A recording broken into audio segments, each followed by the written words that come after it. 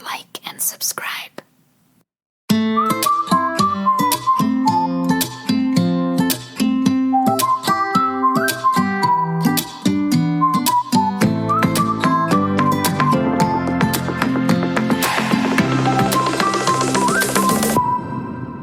Ladies and gentlemen, good day. Thank you for joining us for another episode. Today is a very special one. We have with us Nihad, la directrice de l'Association marocaine de soutien et d'aide aux personnes trisomiques, qui nous rejoint aujourd'hui pour ouvrir une fenêtre sur ce monde, pour ces personnes qui choisissent d'accompagner des enfants à besoins spécifiques. Comment est-ce que cela a impacté leur vie, a impacté la vie de Nihad et a changé sa vision du monde. Nihad, bonsoir. Bonsoir Shaima. Bonsoir à ceux qui vont nous écouter. Merci beaucoup pour cette présentation et qui est vraiment très intéressante du fait que, oui, je fais partie de ces personnes, soit qu'ils ont choisi de faire partie un peu du monde de ces personnes, des personnes en situation de handicap ou en situation difficile, ou autrement dit, des fois on se rend compte que ce sont les autres ou c'est ce milieu qui nous choisit un peu. Donc on le choisit pas réellement, c'est mutuel, c'est que soit on l'attire vers nous, ou il nous attire vers lui, mais on se retrouve à un certain moment dans ce monde. Oui. Et voilà, donc on se retrouve dans ce monde. Moi, je me suis retrouvée, si tu permets, moi je me suis retrouvée un peu après des années de réflexion, parce que tout simplement un jour, quand j'étais encore jeune, quand j'étais encore au lycée, je me rappelle, et c'est un peu bizarre, j'avais un ami qui travaillait dans cette association quand elle était encore, je dirais pas dans ses débuts, mais quand elle recevait à peine 40, 50 personnes, alors là, on accueille plus de 300 usagers. Magnifique. Donc à l'époque, j'en parlais à mon ami, je lui disais, tu sais, le travail que tu fais est génial. À l'époque, le centre était en cours de construction. Maintenant, c'est un très gros et un beau centre à Rabat. Et j'ai vécu à travers cet ami à moi, à travers ces récits à propos de tout ce qu'ils font à l'association, à travers cette recherche de fonds, etc. Donc j'ai vécu quand même une partie de l'histoire, même de loin, et je voulais toujours faire partie un peu de cette association. Au début. L'idée comme pour pas mal de personnes qui viennent chez nous à l'association, c'était pour faire du bénévolat, du volontariat, etc. Mais les années passent et le jour où je viendrai, ça serait pour un travail. Donc, alors que c'était la dernière chose auquel j'avais pensé. Voilà. Donc, je dis que ce sont les autres, c'est le milieu qui nous choisit un peu, qui nous attire envers lui. Et comment est-ce que ça a commencé si au début de ta carrière, c'était tout autre chose? Effectivement. Donc, moi, j'ai un master une licence et un master en économie, gestion, etc. Donc, à la faculté, comme la plupart des jeunes de mon époque, de ma promotion. Et voilà, au début, j'ai fait plusieurs entreprises. Je suis passée entre le BTP, donc bâtiment travaux publics, un peu dans la communication, dans une agence de communication, un tout petit peu en off dans la radio aussi, et puis dans les assurances. Donc pendant de longues années, j'ai occupé des postes avec des courtiers différents d'assurance. Et puis un jour, lorsqu'il me restait à peu près un mois pour soutenir mon master, donc mon projet de fin d'études, comme je travaillais en parallèle avec mes études, donc j'ai commencé un peu tôt, j'ai commencé une année après le baccalauréat. Donc, Ok. donc j'ai fait ma licence, puis je me suis arrêtée. Il fallait que j'arrête. Donc, c'était pas possible que je continue directement pour un master. Je suis revenue après faire mon master. Et donc, les études m'ont accompagnée tout au long de ma vie professionnelle. J'ai commencé un peu plus tôt. Ok. Du coup, je me retrouve maintenant à peu près avec 20 ans d'expérience, alors que je dirais pas que je suis vieille, s'il vous plaît. Avec 38 ans quand même, et je dirais pas que je suis vieille. Et donc, voilà, donc c'était ça. Un jour, j'ai décidé de démissionner. J'étais un peu fatiguée. J'étais toujours dans les assurances et je me suis dit, je vais me focaliser sur mon projet de fin d'études et après on verra. Alhamdoulilah, je vivais toujours avec mes parents. Vous savez, quand c'est un peu stable quand même, Oui, financièrement, donc on peut se permettre ce genre de choses. Exactement. Oui. Et donc, voilà. Donc, un jour, il y a cet ami, toujours, après plusieurs années, avec qui, bien sûr, je suis restée tout ce temps en contact, qui m'appelle et me dit, tu sais, Nihad, voilà, on a eu un projet avec l'Union européenne, donc financé par l'Union européenne.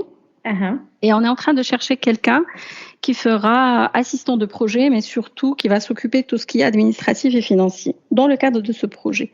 Bon, Ok. l'Union européenne est connue par toutes les procédures un peu difficiles, etc. Donc, il fallait... voilà, ils étaient en train de passer des entretiens. Ils ont reçu une personne. Il a passé avec eux un petit moment et puis ils se sont pas... Voilà, ça s'est pas bien passé. Donc, je lui ai dit oui, pourquoi pas. Elle m'a dit, tu sais, ça va être juste, c'est un contrat à durée déterminée. Parce que pour moi, faire toute une vie ou une carrière, une vie professionnelle dans une association, je ne voyais pas ça comme ça. Sincèrement, je ne me voyais pas dans l'associatif en tant que salarié. Et du coup, je me suis dit oui, pourquoi pas, étant donné que je voulais toujours quand même toucher à cette association ou à ce domaine. Donc, je suis venue, j'ai pris mon train de Casablanca vers Rabat pour passer cet entretien qui s'est très très bien passé et de qui je garde même des amis alors qu'ils ne sont plus dans l'association. Donc, j'ai passé l'entretien et voilà, 2 jours après, je suis embauchée. J'ai fait une année, donc 2013-2014. Ah oui. Oui, de mai 2013 au début mai 2014. Donc une année exactement. Et après, bon, le projet était toujours en cours, mais j'ai été appelée par une grande boîte à Casablanca. Donc voilà, l'expérience, c'est tchèque, l'expérience du social. C'était un contrat déterminé dans le temps, donc un jour ou l'autre, j'allais quitter. Pour moi, dans ma tête, j'allais quitter un jour ou l'autre. Donc, c'était un peu avant la période prévue.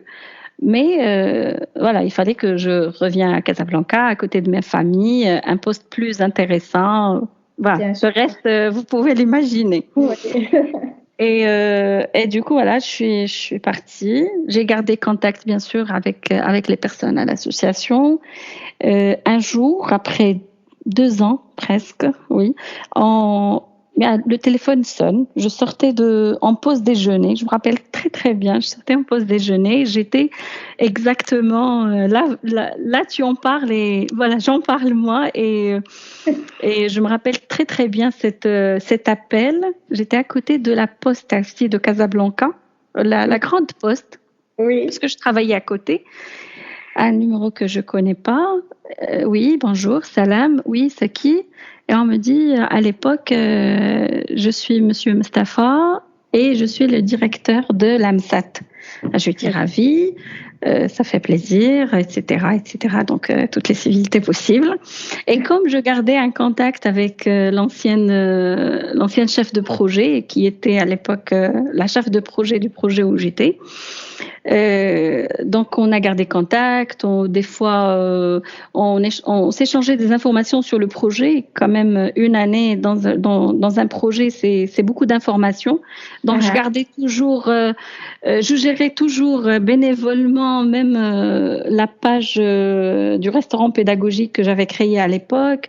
Oui. Donc, j'étais toujours en contact. Je me suis dit automatiquement, ça doit être quelque chose dans ce cadre. Ah, oui. Donc, il me dit, vous savez, madame, nous avons eu un autre projet de l'Union européenne. J'étais très contente parce que dans les associations, ce qu'il faut savoir, c'est que les gens se battent pour avoir de l'argent. Oui. On croit que c'est facile, mais pas du tout, pas du tout. Et donc, j'étais contente pour l'association. Je lui ai dit, c'est excellent, un projet de 3 ans. Et voilà, il me dit, non, je vous appelle pas pour ça. Je lui ai dit, d'accord. Et alors, pourquoi? Il m'a dit, je veux que vous repreniez le travail avec nous en tant que chef de projet.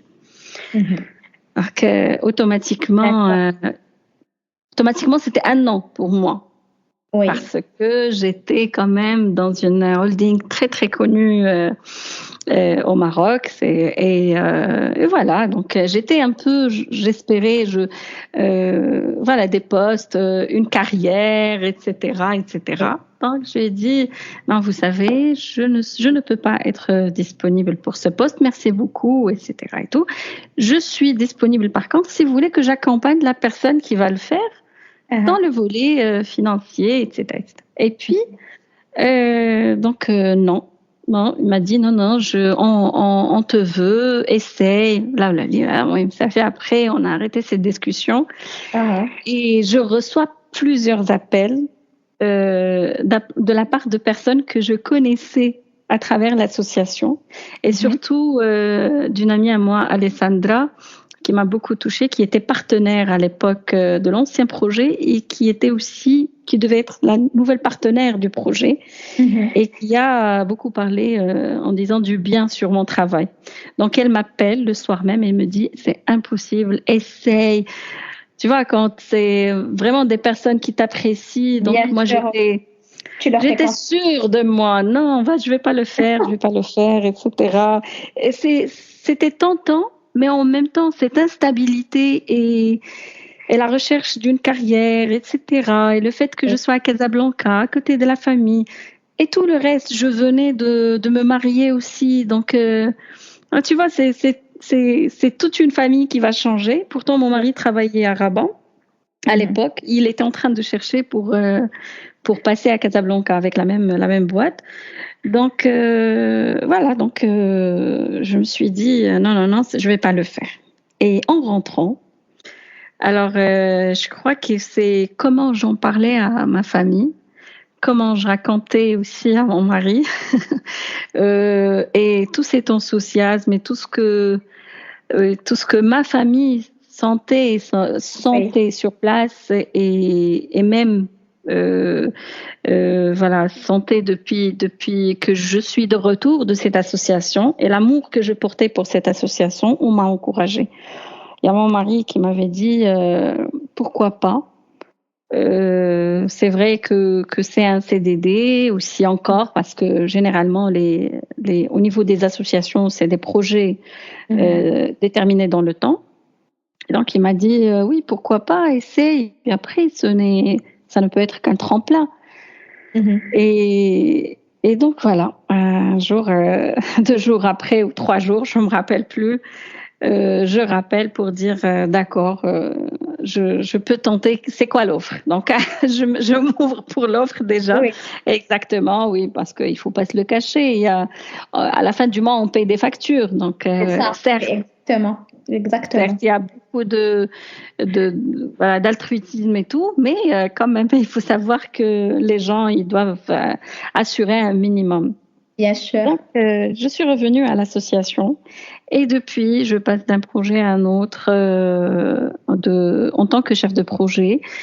Et en 2023, début 2023, après le départ de plusieurs directeurs, on me propose le poste. Et donc, voilà. Donc là, je suis maintenant directrice de cette association.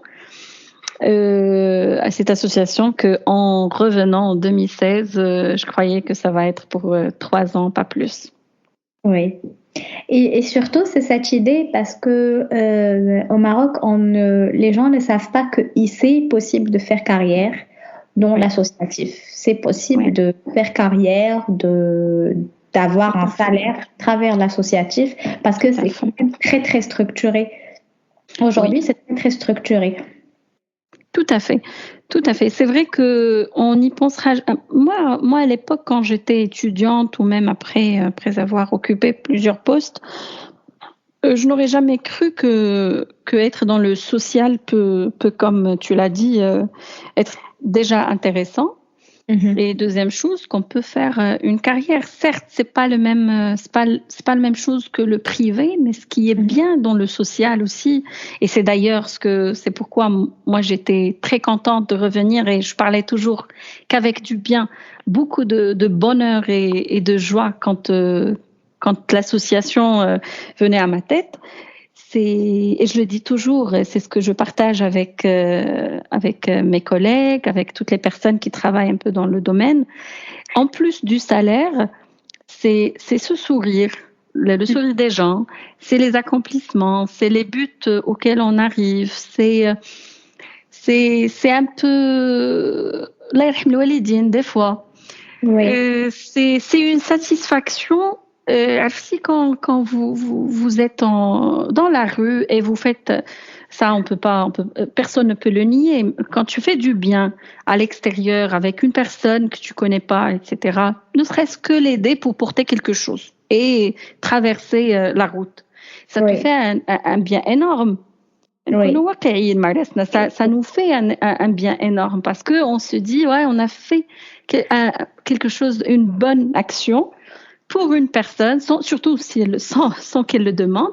Donc, ça fait un bien énorme. Et bien là, c'est le plus que nous avons chaque jour, en plus du salaire, en plus de la vie professionnelle ou de l'accomplissement au niveau de la carrière, mais c'est le plus que nous avons. Alhamdulillah, c'est qu'on se dit... Voilà, c'est par exemple pour moi, c'était d'entrer et voir ses sourires, de voir que les enfants sont très contents, que les familles sont contentes. Des fois, ils sont mécontents, ça c'est sûr. Des fois, ça n'avance pas. C'est pas tous les jours, comme on dit, c'est pas tous les jours dimanche.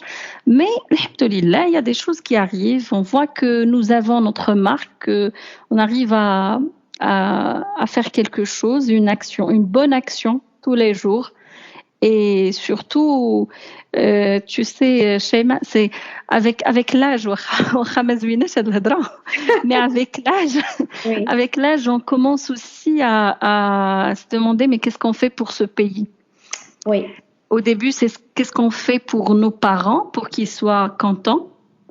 On a la bonne note, pas, etc.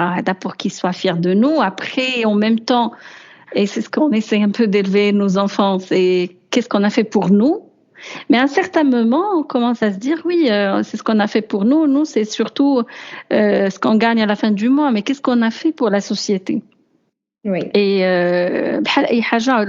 les personnes peuvent faire beaucoup de choses pour la société, ne serait-ce que bien éduquer un enfant. Ça, c'est la chose la plus importante. Mais dans ce genre de métier, on sent vraiment qu'on fait quelque chose pour la société, qu'on peut changer des choses, qu'on peut changer des lois, qu'on peut accomplir des choses qui vont servir peut-être. Vous savez, on fait du plaidoyer maintenant et on sait très bien que les retombées positives, Inch'Allah, ils seront dans 20 ans, 30 ans. Mais c'est pas grave, on le fait.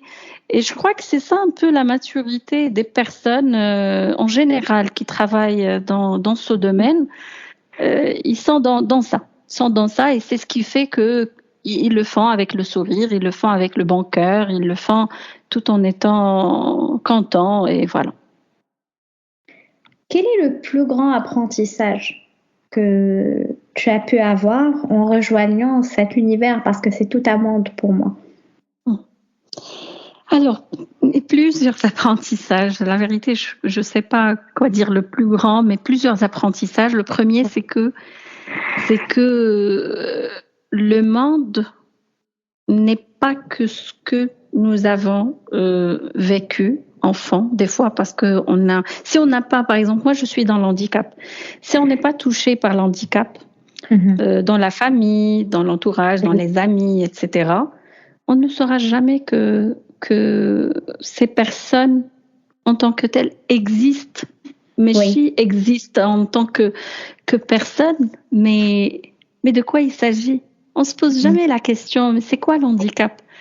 C'est quoi la situation d'handicap? C'est quoi cette personne handicapée? Quels sont ses droits? Qu'est-ce qu'elle a? C'est quoi sa place dans la société? Moi-même, la première fois quand j'ai vu un trisomique, moi je travaille maintenant avec les trisomiques, et quand j'ai vu la trisomie 21 spécifiquement, et quand j'ai vu la première fois un trisomique, je crois que j'avais 15-16 ans. Alors que normalement, sur une centaine, on peut trouver un trisomique. Donc, normalement, il fallait pas que je rencontre la première personne. C'est impossible. J'ai vécu. Je suis née à Laayoune, au Sahara. J'ai fait un passage quand même à Khouribga. J'étais à Casablanca. Et c'est pas possible que pendant 16 ans, ou là, 10 ans, si on se rappelle les 10 ans, dans les 10 années, c'est une seule fois que j'ai vu un trisomique. De un, je crois que c'est à l'époque, les gens n'osaient pas sortir leurs enfants. Dit Loula, c'est la première des choses. La deuxième des choses, c'est que on n'est pas sensibilisé. Et là, on invite toujours, nous, on fait beaucoup de sensibilisation au niveau des écoles publiques marocaines, au niveau aussi de toutes les écoles, même privées et tout, mais surtout l'école publique marocaine, parce qu'il y a un grand nombre d'enfants. Et on se rend compte que s'il n'y a pas l'handicap, alhamdoulilah, dernièrement, on voit quelques messages sur les manuels. Mais avant, c'était pas le cas.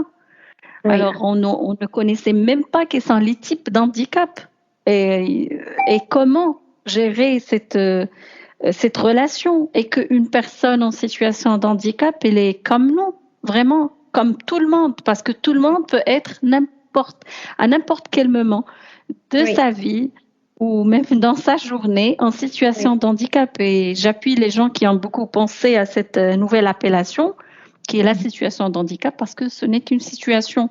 Si tout était accessible dans tous les sens, pas que physiquement, pas que pour les personnes qui sont en situation d'handicap moteur, handicap physique et tout. Si tout était accessible, on allait voir ces gens, on allait les voir, on allait voir l'impact de la diversité, parce que ça apporte énormément à la société. Donc, moi personnellement, ça a fait que je regarde la vie autrement. Je la regarde du fait de sorte à ce que je me dis, déjà, là, je suis bien. Bon, tu sais, moi aussi, j'étais un peu en situation de handicap. Et je crois que c'est le fait aussi d'avoir passé par cette situation quand j'étais au baccalauréat. Pendant 2 années, presque, je marchais avec des piquets.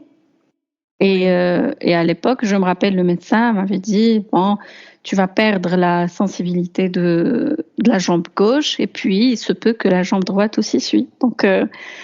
Donc j'étais un peu, je commençais à me préparer psychologiquement pour être dans cette situation, dans ce nouveau format. Mais je me rappelle aussi, je crois que ça fait partie aussi de moi, parce que je me rappelle avoir dit, alors Nihad, il faut que tu profites, et tu profites de maximum avant d'être sur une chaise. Et j'ai demandé à mes parents à l'époque de me ramener les piquets et tout, mais parce que tout simplement, j'ai eu peut-être cette peur qui m'a poussée à me mettre sur les jambes. Donc, c'est une bonne chose. Mais j'ai eu cette peur parce que je ne connaissais pas. Je ne savais pas. C'était pour moi... j'avais cru à l'époque que c'était la fin. Alors que ce n'est pas la fin. C'est le début pour pas mal de personnes. C'est vraiment le début pour certaines personnes. Il ne faut pas voir l'handicap comme un frein, mais plutôt se dire que quand on réfléchit bien et à cette appellation de situation d'handicap, on se dit ça ne peut être qu'une situation et que la personne peut faire beaucoup de choses autres. Oui, si elle n'arrive pas à se lever, ça ne veut pas dire que ما تهدرش, ça ne veut pas dire qu'elle ne peut pas étudier, ça ne veut pas dire qu'elle ne peut pas travailler. Et en plus, même pour l'handicap mental, la personne, si elle n'arrive pas, oui, elle ne peut pas devenir un ingénieur ou un astronaute. Elle peut devenir un cuisinier, comme chez nous, un jardinier. Il y a pas mal, une esthéticienne, une femme de chambre. Il y a beaucoup de choses. Un peintre. Donc, la vie ne s'arrête pas. Ne s'arrête pas. Il faut juste. Mais nous, on ne nous a pas enseigné ça. C'est ça ce que je regrette. On ne nous a pas enseigné ça. C'est que la vie, c'est comme de la pâte à modeler. Vous voyez, à chaque fois, il faut être souple et savoir se modeler avec ce que nous avons comme capacité, comme compétence, comme environnement, et c'est tout. Mais quand l'environnement va être plus ouvert, accueillant, je suis sûre que tout le monde trouvera sa place et tout le monde... On gagnera énormément avec la diversité, énormément, parce que chacun a du potentiel, un truc. Voilà. Oui, c'est sûr, et surtout quand on voit, à travers mon expérience avec l'handicap, avec mon fils, c'était et je me rappelle, l'une des thérapeutes m'a dit, il faut pas être triste vis-à-vis de ce qu'il ne pourra pas faire, mais au contraire, penser à ce qu'il pourra faire, ce que ses capacités physiques vont lui permettre, et l'accompagner sur ce volet-là. À travers ça, certes, comme tu dis, il y a un retard de la marche, mais la parole est là. Alors pourquoi ne pas l'accompagner en termes de tout ce qu'il peut faire, peinture, musique, instruments. Mais encore une fois, tu as mentionné un point et je pense que c'est là le souci, c'est que jusqu'à aujourd'hui, il y a ces mamans-là qui n'osent pas s'afficher en public avec leurs enfants. Parce que le public n'est pas prêt d'accueillir cette maman, d'accueillir cette famille avec leur enfant. Donc il y a les regards, il y a ne pas savoir comment intégrer l'enfant. Et c'est des mamans qui... je dis les mamans parce que ce que j'ai remarqué, c'est qu'en général, c'est les mamans qui accompagnent les enfants durant ces thérapies-là. C'est aussi un salut au papa parce que il travaille, comme on dit, voilà, c'était tard, il travaille aussi pour subvenir parce que ces thérapies-là sont chères, mais c'est ces mamans-là qui font le choix de vivre en cachette avec leur enfant pour ne pas avoir à faire face à des couteaux qu'on remue dans la plaie. Mais c'est vrai, il y a ce manque de sensibilisation et ne pas savoir comment se comporter avec cette personne d'handicap. Et c'est pour ça que cet épisode aussi était très très important pour moi parce que quand je voyais ces thérapeutes-là, je voyais des gens chez la kiné, chez la psychomotrice. Alors pour eux, c'était à cette petite bulle où on trouvait une certaine normalité. On n'était plus l'exception, mais la maman elle part et elle se dit tiens, je ne suis pas seule. Et c'est double thérapie pour la maman et pour l'enfant. Je te comprends tout à fait et c'est ce qu'on vit chaque jour. Alors oui, dernièrement, on voit de plus en plus des personnes en situation de handicap dans la rue. Et c'est après courage, bien sûr, de ces mamans, de ces parents qui luttent pour que leurs enfants aient une vie un peu normale, quoique la normalité... on ne peut pas la définir, mais bon, une vie normale qui sorte, etc.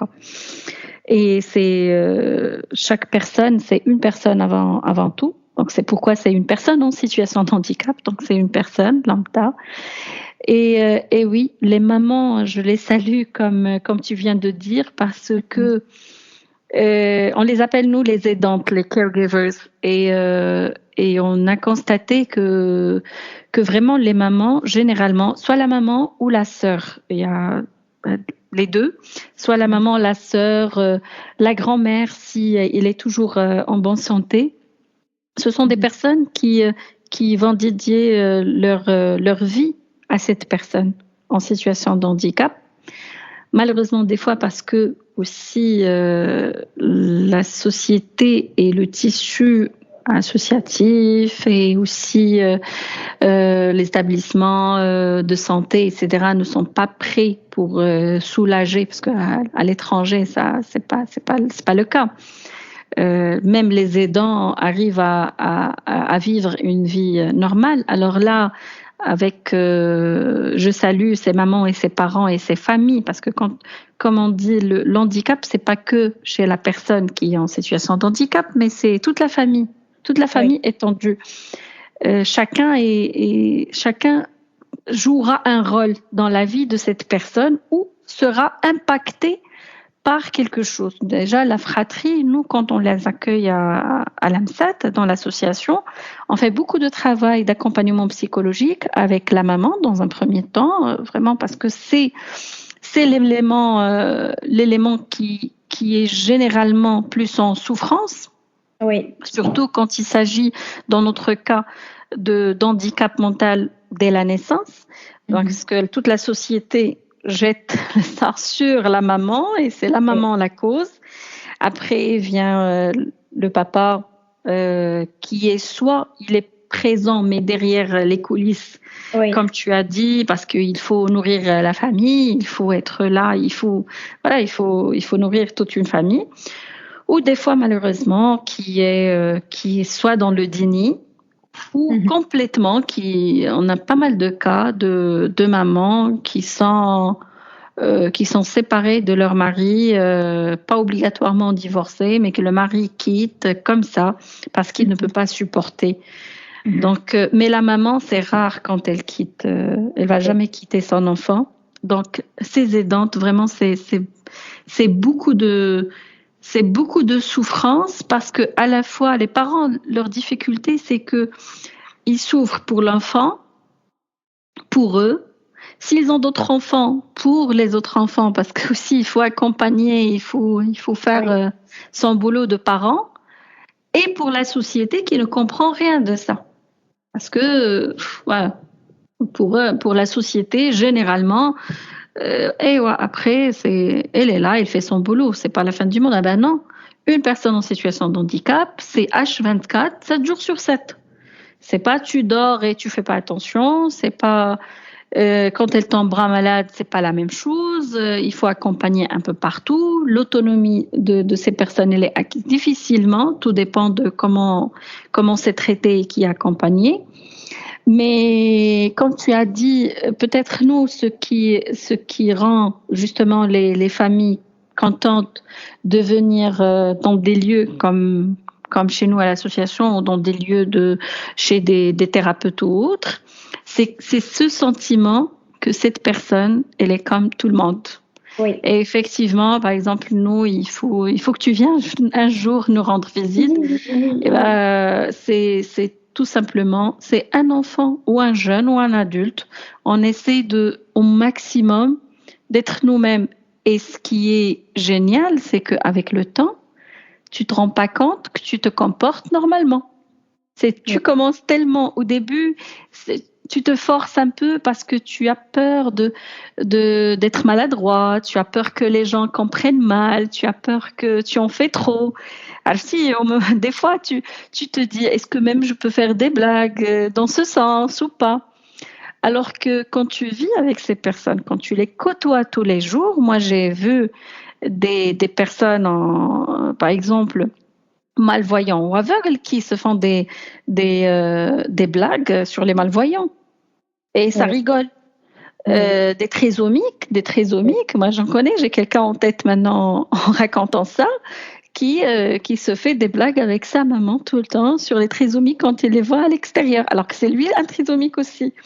Donc tu vois, après ça devient naturel, ça devient normal. Et c'est toujours pour ça que je me dis, si on était sensibilisés depuis le début, si on était dans l'école avec des personnes en situation de handicap, si on en parlait plus souvent, si les médias ne montraient pas l'handicap que ce qui est, etc., ça allait être plus facile pour tout le monde d'accueillir tout le monde et de l'accepter. Oui, parce que une personne en situation de handicap peut être gentille comme peut ne pas l'être et peut être intéressante comme elle peut ne pas l'être, peut être rigolote comme elle peut ne pas l'être. Donc il faut être aussi naturel avec elle comme tout le monde. Voilà. Oui. Et surtout que ce n'est pas un, ça n'enlève en rien à l'humanité de cette personne. C'est juste qu'elle est tout simplement différente. Donc, il faudra s'adapter au monde d'une manière différente. Et c'est aussi, je pense que ce concept de communauté, c'est ce qu'on trouve dans des centres tels que le vôtre ou bien chez des thérapeutes, c'est cette communauté-là. Ce sont de communauté, c'est que quand je vais parler avec une maman, eh bien je vais lui dire, je parle surtout de la position de la maman, je suis fatiguée, je suis surstimulée avec tout ce que je dois faire en termes de thérapie et tout, elle va te comprendre et non pas elle va te juger. Bien quand tu vas lui dire, je sais pas, on va parler de jeux adaptés à un enfant avec un retard X ou Y, elle va te comprendre. Ces petites conversations. Et aussi la maman, quand ça lui donne non seulement de l'espoir, mais le fait qu'il y a une vie au-delà de l'handicap. Oui, tout à fait. Alors, tu sais, Shaima, nous, on le dit toujours dans notre centre avec l'équipe et tout. On dit que on ne peut jamais et on n'a pas le droit de juger des parents. Vraiment pas le droit. Oui. Parce que tout simplement, l'handicap ou la personne, quand on a une personne en situation de handicap, quel que soit, c'est difficile. Qu'on soit clair, sérieux, il faut pas nier la chose. C'est difficile. Ce n'est pas évident. C'est difficile. C'est une charge mentale, physique, tout, sociétal, tout. C'est en plus de ça, même économiquement. Il faut le dire, le souligner économiquement. Et par exemple, ici au Maroc, malgré que ça a beaucoup changé ne serait-ce que depuis les années que j'ai travaillé moi à l'AMSAT, mais économiquement, c'est difficile de faire tout ce qu'il faut pour une personne en situation de handicap, surtout aussi si elle est dans une situation qui oblige de voir plusieurs médecins, de faire de la rééducation, que ce soit orthophonique, psychomotrice ou autre. Vraiment, c'est coûteux. On dit que le handicap appauvrit. Et donc, toute cette charge, tu peux pas venir juger une personne qui prend charge de cette personne en situation de handicap, parce que elle fait ce qu'elle peut, comme elle peut, et elle peut pas faire plus. Elle ne pourra jamais faire plus. Ça, les personnes qu'on a l'impression qu'ils font pas assez, c'est beaucoup plus qu'ils peuvent normalement. Et les parents, par défaut, ils font leur maximum. Tu sais, même des fois, quand c'est passif, c'est leur max. C'est leur max, ou soit ils sont dans le déni, ils sont perdus. Ça veut dire il faut venir en aide pour ces personnes, il faut les accompagner. C'est pourquoi on insiste énormément dans l'accompagnement psychologique, parce que on a tout vu. L'handicap, c'est pas facile. Et oui. Nous on le dit des fois, même si on essaye d'être un peu d'être plus rigoureux par rapport au temps, il faut pas rater les séances, il faut que da. Mais après, quand une personne vient, et par exemple chez nous, quand une personne se tape 2-3 bus ou 2 bus, un taxi pour arriver, parce que généralement on reçoit chez nous les personnes en situation économico-sociale défavorisée. Et donc, quand elle arrive, si elle arrive déjà, même après un retard, c'est qu'elle a fait son maximum. C'est qu'elle a fait son maximum et qu'il va pas se taper, par exemple, Aouda Rabat pour une séance d'une demi-heure juste pour le plaisir, et être en retard juste pour le plaisir. Et comme disait, on a fait une formation à une époque. Et on est sorti par par واحد الجملة c'est التمس العذر لأخيك. Ah, oui. Et effectivement, c'est que tu dois تلتمس العذر لأخيك. Il faut toujours trouver des excuses pour ces personnes. Je dirais, pour les personnes en situation de handicap, il faut les accompagner, les appuyer pour une bonne réhabilitation afin qu'ils soient acteurs dans la société. Et à ce moment-là, les juger sur leurs moyens, leurs compétences par rapport à ce qu'ils vont faire. Mais pour les personnes qui les accompagnent, il faut toujours تلتمس لهم العذر. Oui, c'est Parce vrai. que ils ne vivent pas que chacun vit pour lui, pour sa personne, eh ben هما ils vivent pour 2 ou 3 personnes autres. Et une fois généralement comme j'ai dit, il y a une personne aidante de la famille. C'est soit on l'oblige à l'être. Oui. Et là c'est pas top parce que c'est plus de charge mentale. Soit c'est par défaut, c'est elle qui sort. C'est au bout de quelques années, elle se retrouve, elle accompagne la personne et elle se retrouve la plus engagée dans la vie de cette personne. Et à ce moment-là, ce genre de personne, il n'accompagne pas une seule. Il accompagne toute la famille. Parce Oui. que celui qui va se donner, il va se donner pour tout le monde. Oui, Tu exactement. vois, ديك خالتك ولا اللي ولا اختك ولا هذا اللي elle accompagne toute la famille. Oui. C'est pareil pour les aidantes. C'est ce qu'on a constaté. Les personnes aidantes, c'est ça. C'est une personne qui dédie sa vie pour les autres. Et c'est pourquoi, par exemple, nous, dans l'association, depuis quelques années, on pense de plus en plus, avec pas mal d'autres associations partenaires, on pense de plus en plus à ces personnes, on essaye de les accompagner, de les former.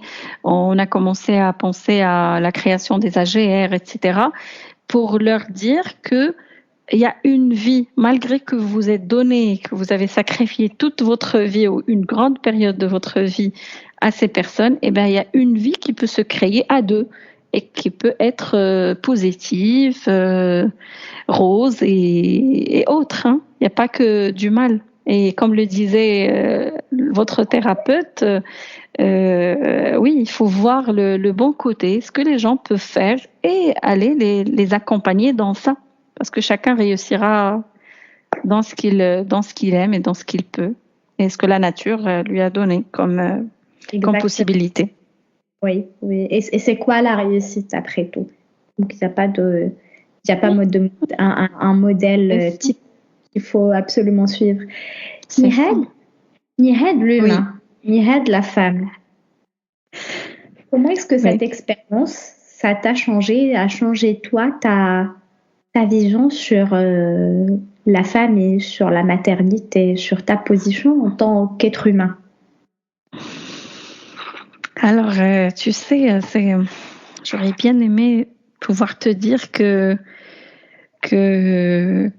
tout va bien, mais comme je suis quand même une personne qui stresse aussi, donc qui stresse facilement parce que je suis un peu dans j'aime que ça soit parfait, etc.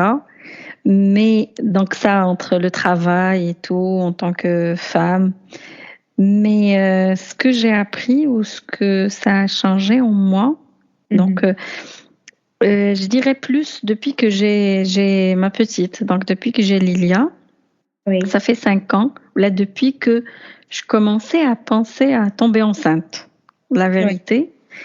Tu sais, quand on est dans ce domaine, on se demande plusieurs choses. On réfléchit énormément avant, pendant et après la grossesse, après l'accouchement. Et bien sûr, pourquoi je dis que je comprends énormément les familles, parce que oui, on est dans le domaine, oui, on dit que tout est possible, mais comme dans notre société, ce n'est pas facile, on garde quand même cette peur, pas comment les autres vont voir. Moi, c'était pas la question. Je m'en fous carrément. Mais est-ce que je vais réussir à appliquer tout ce que je dis au cas où j'ai un enfant en situation de handicap? Donc, je me préparais à l'avance, tu sais. Oui. Je me préparais. Mon enfant n'est pas pour l'instant en situation de handicap. Mais comme je suis dans l'handicap mental, donc c'est quelque chose qui est génétique et du coup, je me disais ça pouvait arriver. Oui. Et donc, je me préparais mentalement, je me disais, est-ce que vraiment je vais pouvoir être ou faire tout ce que je dis aux autres, tous les slogans. Et c'était pas facile, sincèrement, pour ne pas se mentir et dire là, tout va bien. Ce n'était pas facile, mais bon, alhamdoulilah, j'ai eu mon enfant, il n'y avait pas ça et tout. Après, avec le temps, je me suis rendu compte que effectivement, il y a toujours une issue. Et la vérité, maintenant, après toutes ces années, après avoir eu mon enfant, moi, je me sens plus convaincue de ce que je disais avant. Parce que je suis convaincue qu'à n'importe quel moment, quelque chose peut nous arriver ou arriver à notre proche. Et du coup, à n'importe quel moment de notre vie, on peut changer de situation. Mais je comprends davantage cet amour envers son enfant. Oui. Et je comprends plus ses parents, comment ils défendent leur enfant et tout cet amour qu'ils portent pour eux et toutes ces concessions qu'ils peuvent faire vraiment. Parce qu'on ne le sent pas ça quand on n'a pas un enfant. On ne sait pas réellement, on ne sait pas c'est quoi. Je peux tout donner pour un enfant. On peut tout donner pour un proche, mais ça on le dit. Mais est-ce que c'est vrai, c'est réel? Alors qu'avec son enfant, c'est vraiment un amour inconditionnel. Et quel que soit notre enfant, comme il est, on va l'aimer. Et on va le chérir et on va tout faire pour qu'il soit bien et on va l'accompagner dans le bien et dans le malheur et dans le mal. Zema, depuis que j'ai mon enfant, je suis convaincue que le travail que je fais a du sens, beaucoup plus. Ça a donné plus de sens à ce que je fais, D'accord. à ce que je dis à ces familles. Je sens plus tout ce qu'ils disent. Même avant, je sentais, mais c'est pas la même chose. Bien sûr, C'est pas de la même, de la même manière. Exactement. Donc, et je dis, alhamdoulilah, ce que je dis, c'est que chaque jour, il passe. Parce que demain, on ne sait pas. La seconde qui suit, on ne sait pas. La minute qui suit, on ne sait pas ce qui va arriver.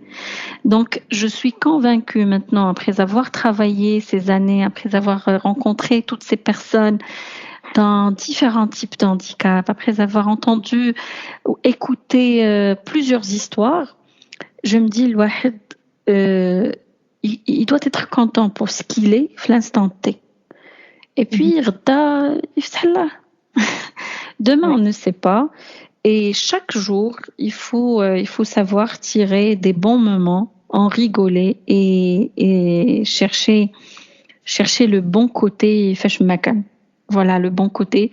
Et j'ai beaucoup de personnes que j'aime énormément, qui sont en situation de handicap, que j'apprécie énormément pour le travail qu'ils font, pour les personnes qu'elles sont, pour tout. Et je me dis, oui, là, après avoir eu un enfant, après toutes ces années, ça a changé que en moi, tout, je dirais tout. Je vois la vie d'un autre angle, ou plutôt de plusieurs angles, parce que quand on sait comment les autres de différents types d'handicap regardent la vie, donc je regarde la vie de plusieurs angles et je remercie Dieu pour m'avoir mis dans cette voie. Et certainement, si je suis pas dans le handicap, je serai dans autre chose, mais je serai toujours auprès des personnes qui auront besoin que je leur donne, en plus de pas du temps, des fois on est payé pour, mais en plus de ça, mes pensées, mes réflexions, mon vrai amour. Donc je suis très très contente, alhamdoulilah, d'être dans ce domaine, d'être auprès de ces personnes. Voilà. un message à ces enfants que tu accompagnes et un message à ces personnes qui œuvrent chaque jour à ces mamans-là, à ces thérapeutes, à ces personnes qui œuvrent chaque jour pour le bien-être de ces enfants-là. Alors pour les enfants, pour les personnes en situation de handicap, en gros, je dirais continuez, soyez vous-même, soyez content de ce que vous êtes, comment vous êtes. Cherchez à être épanoui, cherchez à vivre et ne vous souciez pas des autres, ni des regards, ni de ce que l'autre peut dire, mais sachez que quand vous serez vous-même, vous attirerez les bonnes choses, les bonnes personnes, les bons coins et tout. Donc, merci pour les enfants et les jeunes qui sont dans notre association, usagers de notre association, pour le sourire, pour l'amour, pour les temps que je passe, le temps que je passe avec eux, pour Salam Nihad, Shukran, tu sais, ils posent plus de questions sur ma fille et ma famille que d'autres personnes que je connais. Donc ça, j'ai juste tout le temps qui dira bentek, kibret chouïa et tout. Et ça, et j'adore. Ils ont une bonne mémoire, en tout cas quand ils aiment, ils ont une bonne mémoire. Et ça, je parle de l'handicap qu'on suit, bien sûr. Et puis pour les mamans, big up, vraiment. Pour les mamans, je peux pas dire plus que tabarakallah alaikum.